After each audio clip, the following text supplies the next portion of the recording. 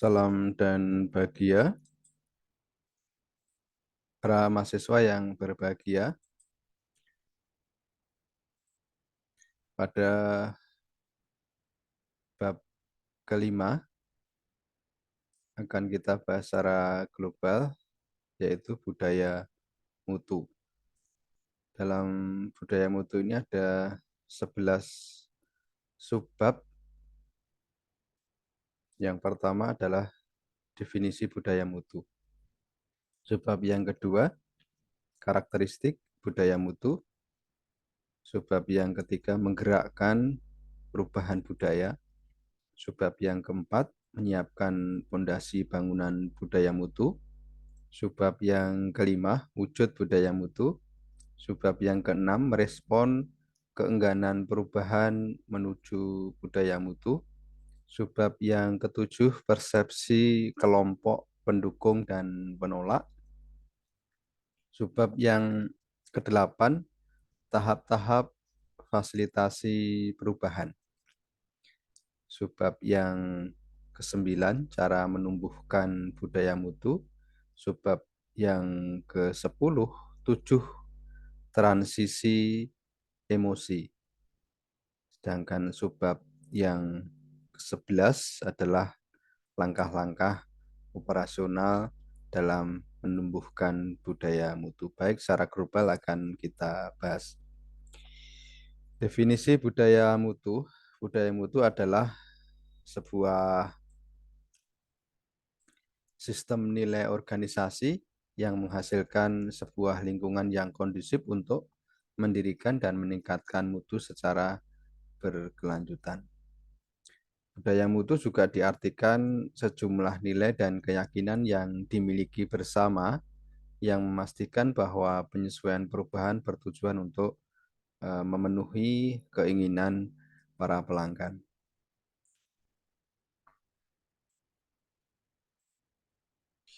Karakteristik budaya mutu. Di sini ada 10 karakteristik budaya mutu di suatu organisasi. Dari yang pertama adalah perilaku cocok dengan slogan. Sampai nanti yang terakhir itu bahwa pemasok itu diperlakukan secara sebagai partner begitu ya. Nanti kita bahas secara rigid ya, bahwa karakteristik budaya mutu itu ada 10 ya. Jadi bagaimana suatu institusi organisasi itu memiliki karakter ini. Kalau 10 ini dimiliki, maka di institusi organisasi itu memiliki budaya mutu. Menggerakkan perubahan budaya, subbab yang ketiga. Menurut Davis bahwa mengimplementasikan manajemen mutu tanpa menyiapkan budaya itu adalah sesuatu yang mengundang kegagalan. Ini sangat urgen sekali atau sangat penting sekali bahwa untuk mengimplementasikan manajemen mutu itu perlu menyiapkan budaya mutu di suatu institusi organisasi, gitu ya. Nah, budaya mutu itu apa saja untuk menggerakkan perubahan budaya di suatu institusi? Itu adalah bahwa perubahan budaya itu tidak dapat terjadi dalam situasi pertentangan, tidak bisa dalam kondisi penerima atau penolak itu senantiasa bertentangan, itu tidak bisa. Dan implementasi manajemen mutu itu memerlukan waktu yang tidak sedikit, tidak instan, tidak jangka pendek. Yang berikutnya adalah bahwa mengganti masa lalu itu dapat jadi sangat sulit. Artinya bahwa terdapat budaya-budaya yang sebelumnya, terus sebelum terjadi perubahan itu hal yang biasa.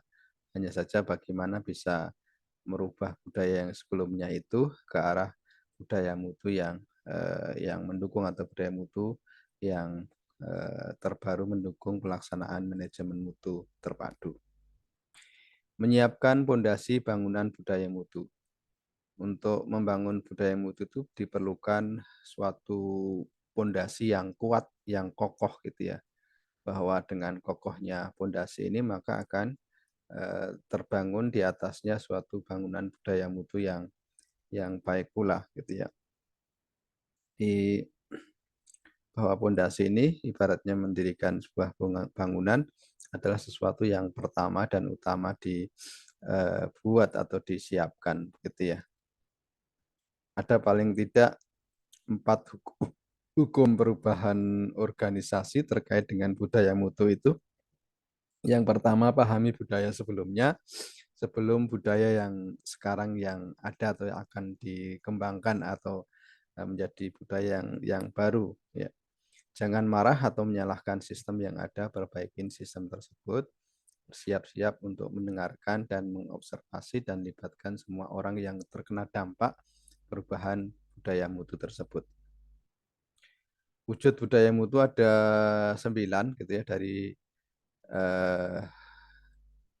pertama falsafah manajemen ini disosialisasikan secara luas sampai nanti terbangunnya karakter organisasi yang mantap, yang pasti ya. Nanti akan kita bahas secara lebih rinci 9 wujud budaya mutu ini.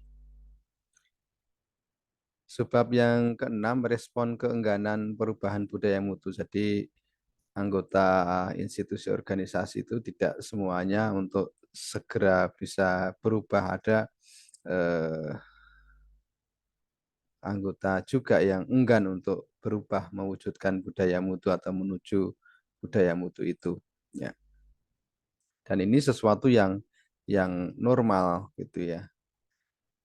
Karena memang bahwa organisasi yang menerapkan manajemen mutu itu harus menerapkan pendekatan secara eh, continuous improvement. Jadi menuntut continuous improvement itu menuntut continuous change dan perubahan yang berkelanjutan. Nanti akan bisa meningkatkan mutu secara berkelanjutan pula, gitu ya.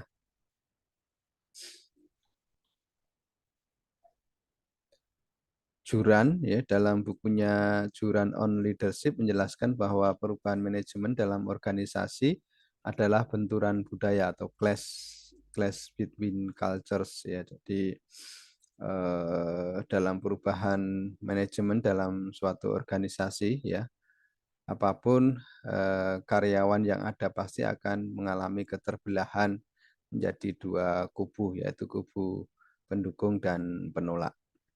Ya.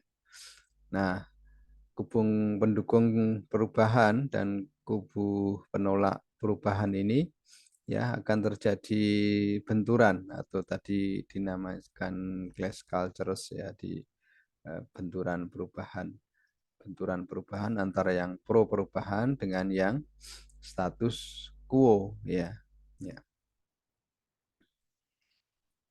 Sebab yang ketujuh, persepsi kelompok pendukung dan penolak, karena ada 2 eh, kelompok tadi, pendukung dan penolak perubahan tadi, maka dalam hal yang sama itu persepsinya bisa berubah gitu ya.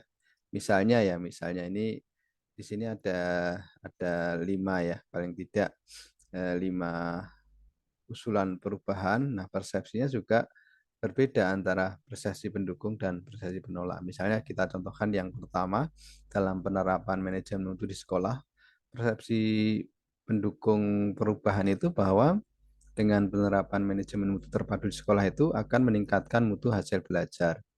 Tapi bagi persepsi yang menolak bahwa eh, penerapan manajemen mutu di sekolah itu merupakan ancaman wibawa bagi kepala sekolah dan pengawas begitu ya. Jadi satu usulan perubahan itu persepsinya bisa bertolak belakang antara kelompok yang mendukung dan kelompok yang menolak. Ya.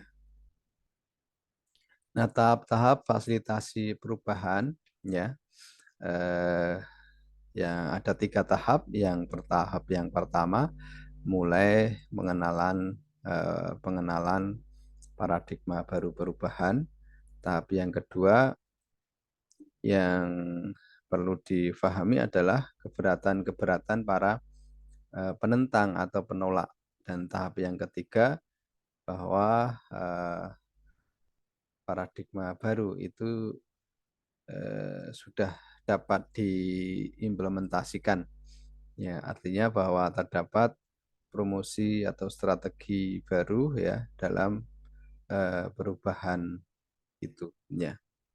Jadi sesuatu yang wajar atau hal yang normal-normal saja terjadinya keberatan dari terutama pihak yang menentang. Cara menumbuhkan budaya mutu ada paling tidak 7 ya, 7.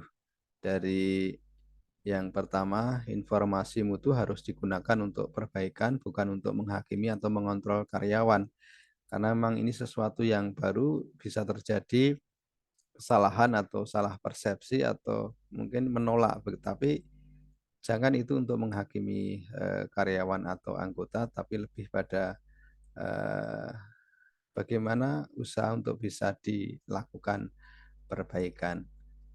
Sampai tahap yang apa terakhir itu anggota atau karyawan ya atau staf begitu eh, merasa memiliki ya terhadap institusi organisasi sehingga punya punya punya semangat untuk memajukan atau mengembangkan ya institusi organisasi ya. 7 transisi emosi dalam mengelola perubahan ya, dalam perubahan itu ya ada shock, penolakan, kesadaran, penerimaan, penguatan, pemahaman, dan pada akhirnya penyembuhan atau recovery. Ya. 11 langkah operasional dalam menumbuhkan budaya mutu ya. Ini di sub bagian ke-11 ini langkah-langkah operasional dalam menumbuhkan budaya mutu. Dari yang pertama ya sampai langkah yang ke-8, yang pertama identifikasi sikap, perilaku, proses dan prosedur yang direncanakan itu akan diganti dari yang lama menjadi yang baru. Ya, itu diidentifikasi sikap perilaku yang yang terdapat ya di institusi organisasi itu semua diidentifikasi ya.